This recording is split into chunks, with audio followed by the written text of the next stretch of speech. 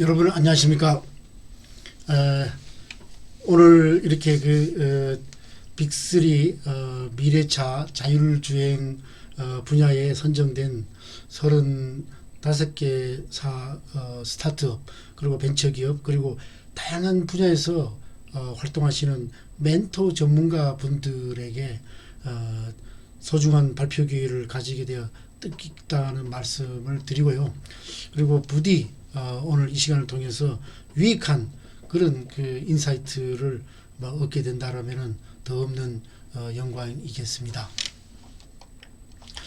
오늘 발표를 하게 될 저는 현재 한국기술거래사회 수석 부회장을 맡고 있고요.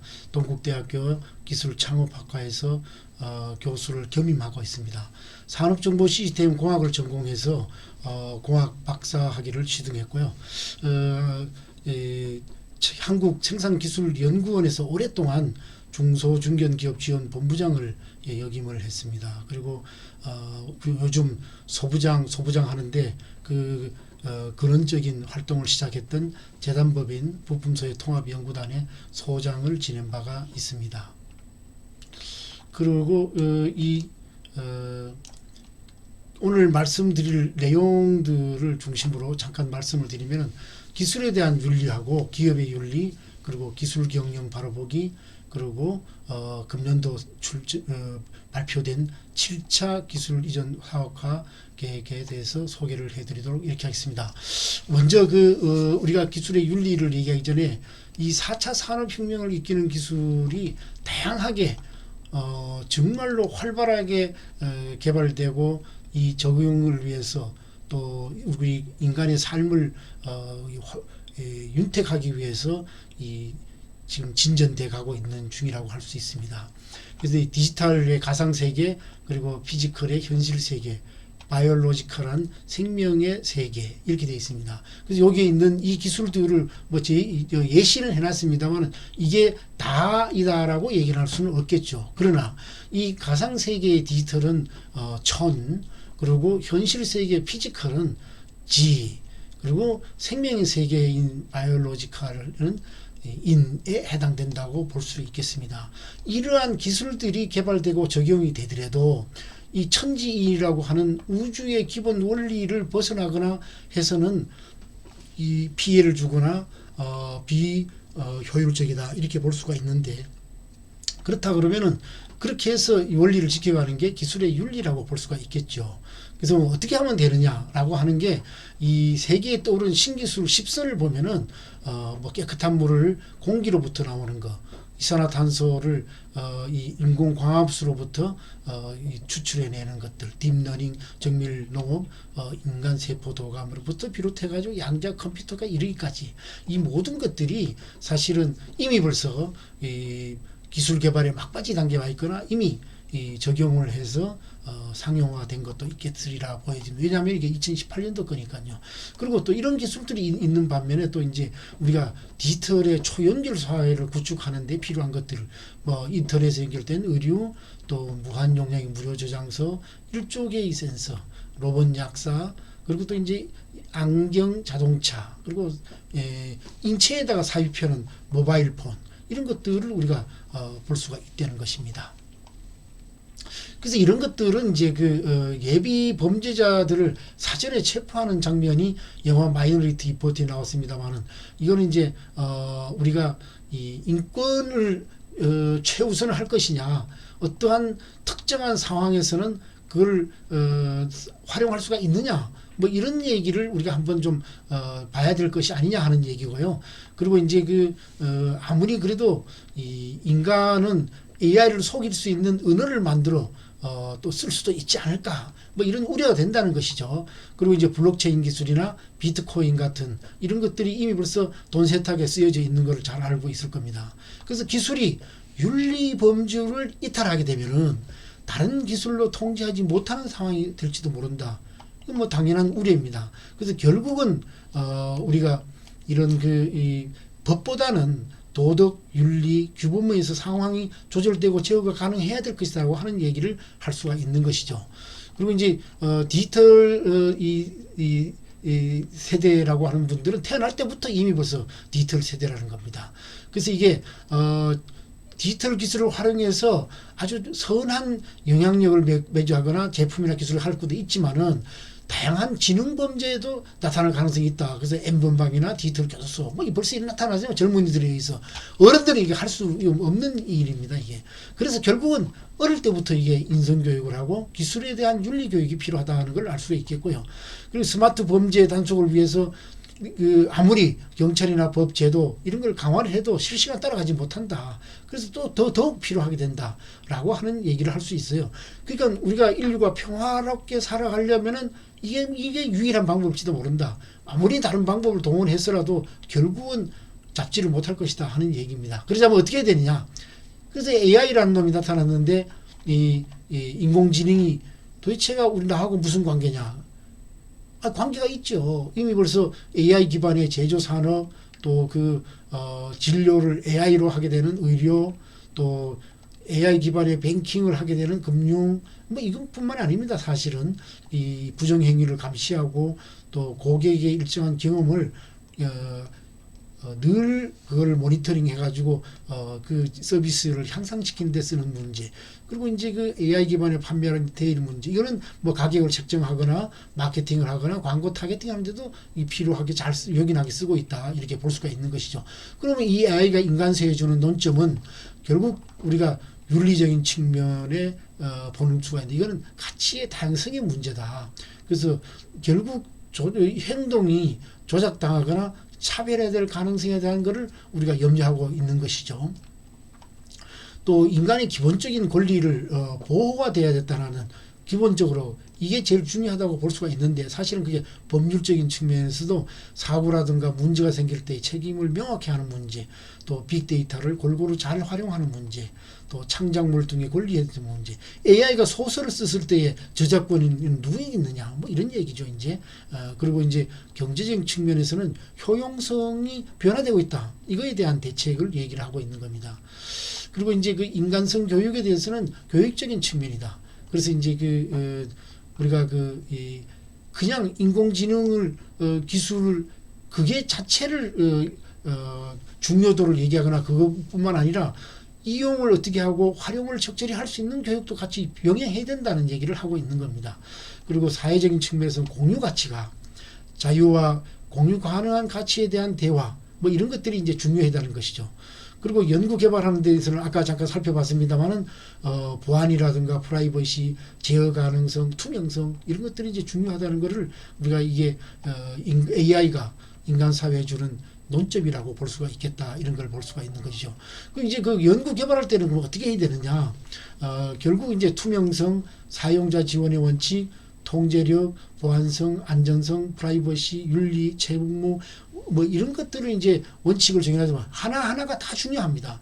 이걸 벗어나서는 AI를 우리가 인간 사회에서 원활히 제대로 쓸 수 있다 볼 수가 없습니다. 그러나 그 중에서도 우리가 미래 학자들이 인간이 AI를 제어하지 못하면은 AI가 인간을 제어할 시기가 올 수도 있다. 이런 얘기를 하지 않습니까? 이제 이 인간이 AI를 제어할 수 있다 해서 한다는 통제의 원칙이 가장 중요하다. 이렇게 볼 수가 있다는 것이죠. 그래서 그걸 또 활용할 때는 우리가 어떻게 되냐? 활용할 때는 기업이 AI에 관련된 책임 또 기본적 인권에 책임 침범하지 말아야 되는 거, 교육에 충실해야 되는 문제, 개인정보의 관리, 또 보안의 문제, 경쟁 환경, 데이터 이용 이런 게 있습니다. 이런 것들을 보면은 가장 중요한 거는 기업이 AI 결정 과정에 책임을 져야 한다는 조항이라는 것이죠. 그리고 이제 또 하나는 국경을 넘는 데이터 이용 환경이라는 것이다. 이거는 어떤 나라만의 문제, 어떤 나라만의 데이터, 그리고 어떤 집단만의 데이터, 또 어떤 구역만의 데이터, 어떤 특정한 목적만의 데이터가 아니라 국경을 넘는 데이터가 되어야 AI가 오류를 덜 내고 또 데이터를 활용하는 데 있어서 오류와 또 편향성과 문제가 생기지 않는 이런 것들이 된다는 것이죠. 이런 것들을 보면 가만히 들여다보면 미국에서는 기업 자율에 맡기고 중국에서는 주로 이제 국가가 주도를 하고 있더라 이런 얘기입니다. 그리고 이제 사고의 책임법제에 대한 얘기인데 이거는 지금 우리가 운행자 과실에 이제 주로 그 타겟을 하고 있어서 운행자에게 책임을 지우는 보험 구조로 되어 있는 거죠. 그걸 앞으로 이제 그렇게 하기가 어려운 시기가 온다. 그래서 이게 인공지능이 탑재된 자율주행차의 경우에는 어떤 그 자율주행 모드가 정상적으로 작동했느냐, 그래서 작동했는데도 사고가 났느냐, 그럼 누가 책임지느냐, 이런 것들에 대해서 우리가 앞으로 대단히 세밀하게 우리가 검토하고 대응해야 되겠다, 이런 얘기를 하는 겁니다. 그래서 자동차법, 운전자법, 도로법제에 대해서 우리가 고려를 해야 되겠다. 그래서 이게 현행 도로교통법제는 인간이 운전하는 것을 전제라고 해서 운전자가 자동차라고 하는 어떤 기구를 도로 위에서 이동을 시키는 거죠. 그럼 이제 앞으로는 사람에서 자동차로 그 중심이 이동돼야 된다, 이렇게 하는 것이죠. 그래서 결과적으로는 앞으로 차량을 대상으로 규제하는 방식으로 가야 될 것이다, 이렇게 볼 수가 있는 것이죠. 그래서 이게 도로 상태 및 도로 기반 시설이 훨씬 중요해진다. 차선 표지, 신호기, 이런 것들이 이제 새로이 제정돼야 될 것이다 하는 얘기입니다. 기업 윤리에 있어서는 행위가 적절히 규제되고 순화되는 것이 좋다. 또 실리적인 측면에서는 우리가 호의적인 관계가 대내외적으로도 가지는 것이 필요하다. 기업 윤리가 잘 되면 그런 것들이 잘 될 것이라 하는 얘기입니다. 그 다음에 여론의 지탄을 예방할 수 있겠고 존립하고 발전하는 데 필요하다. 생산성 향상에 도움이 되고 환경 창조 변화에도 도움이 될 것이다. 기업 윤리가 잘 된다면 그런 것들이 잘 될 것이다, 이런 얘기입니다.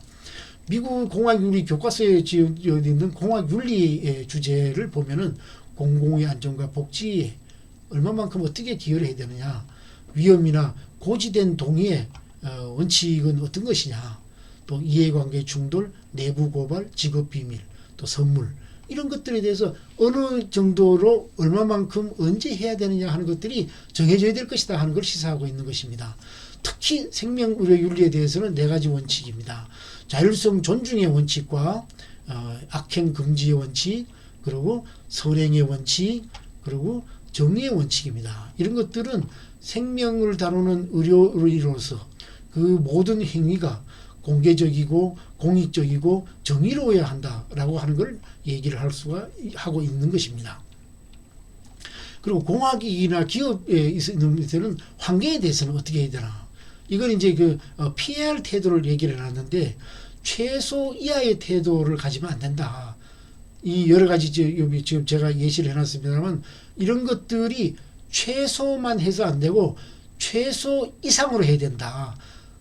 규제에 있는 걸 하지 말아야 되고 이 정도만 하지 말아라. 5ppm을 이하여야 된다. 그러면 5ppm 이하만 하면 되는 게 아니고 상당히 그 이상의 기준을 준수하고 그 이상의 시스템이 되도록 노력해야 된다는 얘기입니다. 그래서 최소주의와 순응주의의 태도도 어떻게 해야 되느냐는 얘기죠. 적극적이고 또 능동적이어야 된다 하는 얘기를 하고 있는 것이고요. 그리고 혁신적인 태도를 가져야 된다. 이게 조금 뭐 소극적으로 어떤 그 규제를 요만큼 지키라 그러면 그것만 지키고 또 뭐 어떤 그 시설을 갖추라 그러면 또 그거 뭐 최소 말이 이게 아니라 앞서서 해야 되는 얘기를 하고 있는 겁니다. 또 개인윤리, 사회윤리에 있어서는 개인윤리는 도덕적이나 이런 자각을 통해서 개선을 해가는 방식이고 사회윤리는 사회 구조를 개선하는 걸 목적으로 삼고 있는데 그 해결 방식의 차이가 있다. 2가지. 그게 있을 거고 또 상호 보완적이다. 이게 대립적이 아니다. 그런 얘기를 하고 있는 겁니다. 그리고 이제 뭐 집단의 도덕성에 대해서 뭐 개인의 도덕심보다 현저히 낮다. 뭐 이런 얘기를 하는 거고 사회 부정의 원인은 힘의 차이, 구조적 모순 때문이다. 뭐 이런 얘기를 하고 있는데 잠시 이런 것들을 조금 한번 읽어보시면은 앞으로 큰 도움이 되지 않을까 이렇게 생각하고 있습니다. 기업 윤리라는 건 도대체 뭐냐? 기업 비즈니스의 모든 과정에서 기업이 지켜야 할 도덕적 책임이다. 어떤 책임? 도덕적 책임이다. 이런 얘기를 하고 있는 겁니다. 그래서 이제 고전에는 어떻게 얘기하고 있느냐? 경직 실본, 조직 실군이라고 하는 얘기가 있는데 가벼우면 근본을 잃게 되고 조급하면 군주의 자리를 잃는다. 사람을 부품으로 여기는 조직은 오래가지 못하는 것이죠. 그러면 그렇게 되면 이제 조직의 기강이 흔들리고 업무의 효율이 떨어진다. 사람을 중요시해야 된다 하는 것이죠. 이제 그리고 이제 그 노자에 나오는 승의불미라고 하는 얘기인데 승리를 하더라도 이를 미화하지 말아라는 겁니다. 미화. 모든 일은 결국 사람이 하는 것이죠. 그게 이제 기업 윤리의 출발입니다. 그래서 이제 그 기업과 직원 심지어 경쟁사까지도 결국엔 같은 시장에서 혁신하고 동반 성장해야 할 파트너이기 때문에 그렇다는 얘기입니다. 이제부터는 우리가 기술 경영 바로 보기를 말씀을 드리도록 하겠습니다. 지금까지 우리가 이제 폐쇄적인 연구 개발 혹은 수직 통합형 비즈니스로부터의 탈피라는 명분으로 자사에서 실시하는 업무 종류를 줄이거나 외부로하고의 협력을 강화해가는 건 사실입니다. 또 그렇게 했을 때에 효과를 얻는 것도 사실입니다. 그러나 그렇게 했을 때에 특히 연구개발 부분에 있어서는 이 문제가 다소 발생한다 이렇게 볼 수 있는 것입니다. 그렇게 하면 이제 기업 입장에서 가장 큰 문제는 경쟁력을 상실할 위험이 농후하다는 것입니다. 그리고 이제 오픈 이노베이션이 실행하기만 하면 모든 게 효율적이고 모든 게 효율적이냐 그러지는 않다는 것을 얘기를 하고 볼 수 있습니다. 그러나 다른 어떤 문제보다도 아이디어나 기술 이전의 문제 그리고 업무 구분과 경쟁력 확보의 문제 또 인터페이스 설계의 문제 수익 분배의 문제 등은 대단히 문제를 가지고 있다는 걸 우리가 들 수가 있겠습니다. 우선 아이디어하고 기술의 이전 문제는 이걸 아이디어하고 기술은 즉시에 외부로부터 도입해야 한다고 주장을 할 수가 있겠습니다. 이거 왜냐하면 정보 형태이기 때문에 기업이라는 틀을 초월하여 주고받을 때는 여러 가지 문제가 발생하기 때문에 그렇습니다. 그래서 이거는 이 정보라는 게 점착성이라는 게 있기 때문에 이 비용이 발생한다는 그런 문제를 가지고 있다는 그래서부터 이게 세밀한 검토가 필요하다는 겁니다. 특히 이게 노하우나 기술인 경우에 완성도를 확립을 하는데 많은 비용이 소요하게 되는 것이죠. 또한 화합물일 경우에는 획득하자마자 그 화합물을 만들 수가 없는 게 사실입니다. 근데 이제 이걸 안정화시켜야 되고 이게 또 제조 양산 과정에서 적응을 해야 되고 문제가 생기기 때문에 이 시간과 비용이 추가로 들어간다. 이런 얘기입니다. 그래서 필요한 정보나 기술을 외부로부터 도입을 하게 되면은 또 구입하게 된다고 생각한다면은 오히려 비용이 더 들거나 효과적이 못한 경우가 있다. 필요할 때 필요한 만큼 활용하는 게 기묘하다 이렇게 얘기할 수가 있겠습니다. 그리고 이제 그 오픈 이노베이션의 이제 수평 분업화가 문제가 될 수 있는데요. 이건 이제 그 비즈니스 시스템상 업무 구분과 인터페이스 부분을 어떻게 구축할 것인가의 문제로 귀결 되고 있습니다. 그거는 이제 우리가 이제 자사에서 하는 일이 늘어나면 늘어날수록 자원면에서 부담은 증가하게 되죠. 근데 그 전략상 중요한 일은 어쨌든 자사에서 실시하는 게 좋겠고 또 이 비용 관점에서 타사에 맡기는 그런 그 위탁하는 게 일반적인 경우도 있습니다. 근데 이제 자사에서 오래된 업무는 없애든가 외부 위탁으로 해결한 경우에는 축적된 학습은 사라지고 미래의 경쟁력도 함께 사라지는 경우도 많다. 그래서 유의해야 된다. 또 가끔 기업이 개발비를 감축하고 비용 절감, 인력 재정 등 이런 걸 핑계 삼아서 외부 위탁을 활용한 사례가 있는데 이거는 장기적으로 보면 경쟁력을 잃어버린 경우가 많다. 그래서 충분한 검토가 필요하다는 얘기입니다. 특히 오픈화 추진 시스템적으로 보면은 클로즈드 이노베이션을 병행하는 게 좋다. 그리고 사안별, 자원별 전략성 이런 것들을 종합적으로 감안하는 게 좋겠다. 그리고 이제 연구개발, 공동연구, M&A를 전략을 병행하라. 또 기업 내에 지식재산권 전문 부서를 설치하고 사내 사회의 기술적 역량과 학습된 체계를 충분히 활용하면서 하는 게 좋겠다. 이런 얘기를 할 수 있겠습니다. 기술 축적의 중요성은 조금 전에 잠깐 말씀을 드렸습니다만은 우선은 이게 소재 부분에 있어서 수익성 높은 분야로 진출하는 계획을 수립하는 경우가 다수가 있습니다. 과연 이게 그런 것만으로 시장을 진출한 전략이 또 바르고 가능한 건가 하는 의문을 두고 있습니다. 또 첨단 기술만 그것만 가지고는 아무것도 할 수 없다라고 과감히 얘기할 수 있겠습니다. 그거는 설계 기술력, 소재를 선택하고 소재의 신뢰도 그리고 부품의 그 내구성 또 뿌리 기술의 완성도 또 장비의 효율성 이런 것들이 다 들어가야 이게 이제 완성도가 최고로 되는 것이죠. 그래서 어쨌든 기술 축적의 문제를 보면은 첨단 기술의 문제일 때에 생산 기술이 다소 경시되는 경향이 있는데 그거 기술의 원천이다 하는 문제, 또 복잡한 상호작용을 통해 형성되는 기술이기 때문에 이 생산 기술을 등한시하는 건 안 된다. 그리고 이 기술은 고유성이 높고 경쟁 우위의 원천이다 하는 부분, 또 공정 기술의 핵심이다.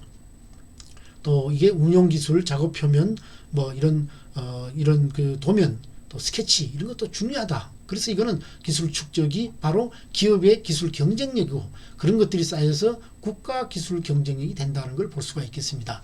다음은 이제 올해에 9월 15일에 발표한 기술 사업화 연체 계획입니다. 이거는 3년마다 수립하는 법정 계획입니다. 올해는 시장 수요자 중심의 스마트업, 스피드업, 스케일업을 한 3대 전략을 수립했습니다. 먼저 스마트업은 수요 연계 R&D 확대, 글로벌 파트너링 강화, 그리고 이제 스피드업에서는 이 사업화 관점의 기술 이전 제도를 과감히 개선하겠다. 또 기술 거래 플랫폼을 구축하겠다. 또 지원 조직의 역량을 강화하는 문제, 그런 걸 담고 있습니다. 그리고 스케일업의 사업화의 첫 번째는 상용화 R&D를 확대하는 문제하고 사업화 자금 지원을 다각화하겠다. 그리고 시장 확대에 있어서는 규제, 표준, 인증 애로를 해소하는 것, 또 혁신 성장의 마중물로 공공조달 시장을 활용하는 것, 우수기술 기반의 창업을 촉진하는 내용을 중심적으로 담고 있습니다. 그걸 잠깐만 더 설명하면은 여기 그 R&D 확대는 시장 성향의 R&D 확대하는 것은 선시장성을 검증 후 정부 투자로 하겠다.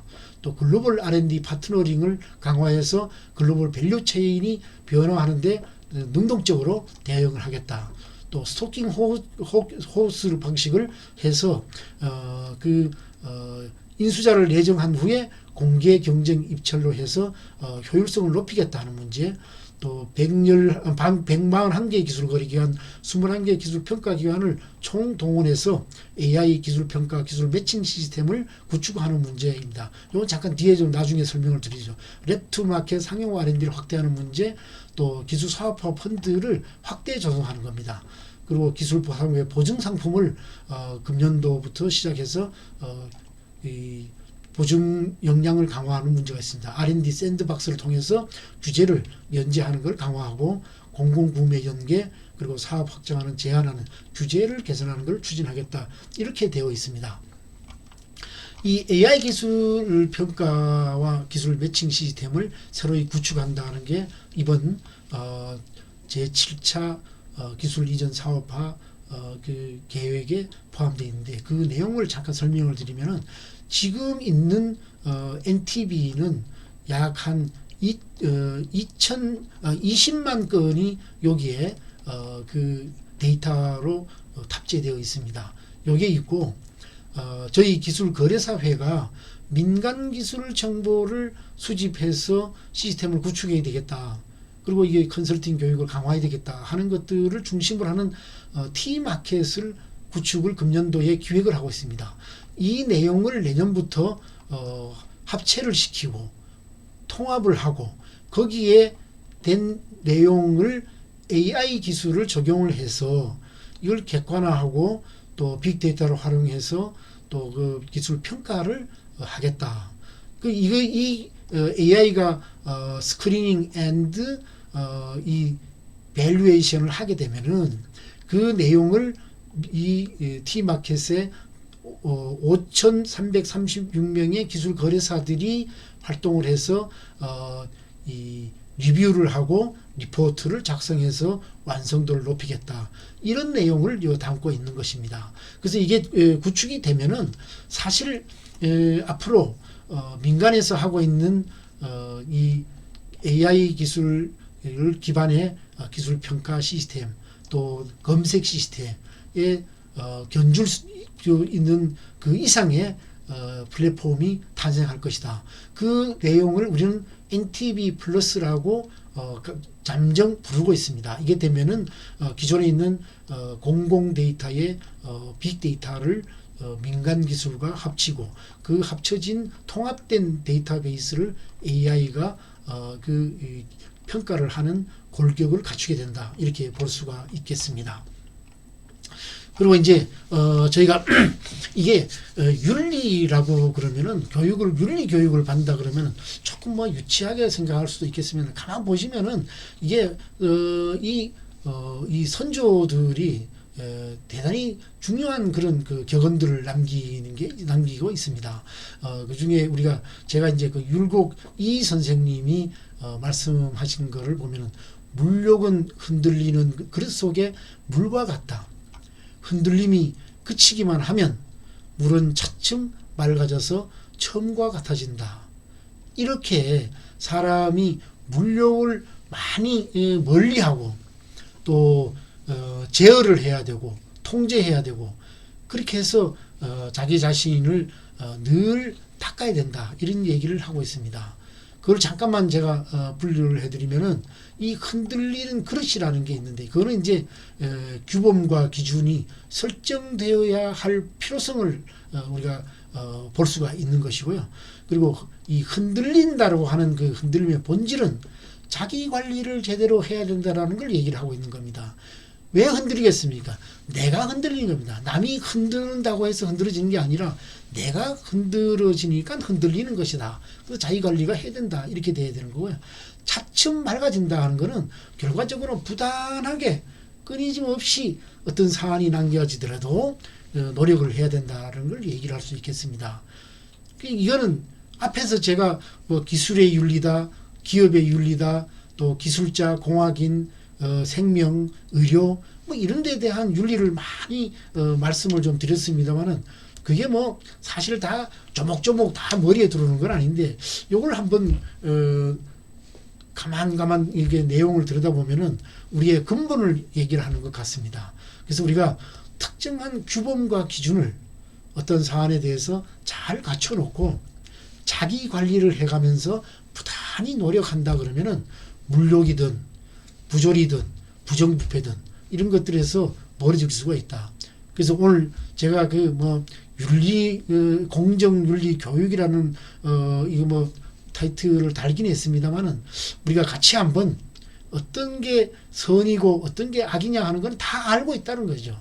그러나 그것들을 본인이 관리를 하고 본인이 부단한 노력을 해야 될 거다. 이런 말씀을 드릴 수가 있겠습니다. 그렇게 되면 이제 여기서 처음과 같아진다 라고 하는 건데 처음과 같아진다는 것은 인간 본래 추구해야 될 본질이라는 것이죠. 여기서 흔들리지 않았던 그릇 속에 물이었는데 흔들려지고 다시 맑아져서 처음과 같아진다는 것은 이 본래 추구할 본질은 우리가 이미 알고 있고 우리가 가지고 있다는 것입니다. 그거를 우리가 이제 자기 관리를 통해서 부단히 노력한다 그러면은 이 물욕 모든 욕심으로부터 멀어질 수가 있지 않는가 이런 말씀을 드릴 수 있겠습니다. 율곡 이 선생님 참 대단한 말씀을 해주시네요. 저도 이걸 잘 새기도록 하겠습니다. 오늘 이렇게 미래차 자율주행 분야에 선정된 스타트업 및 벤처기업 그리고 참여해 주신 멘토 전문가 여러분들 성공적인 사업화를 기원합니다. 여러분들의 노력이 꼭 좋은 결실을 맺게 되기를 기원하면서 오늘 제 말씀을 마치도록 하겠습니다. 대단히 감사합니다. 감사합니다.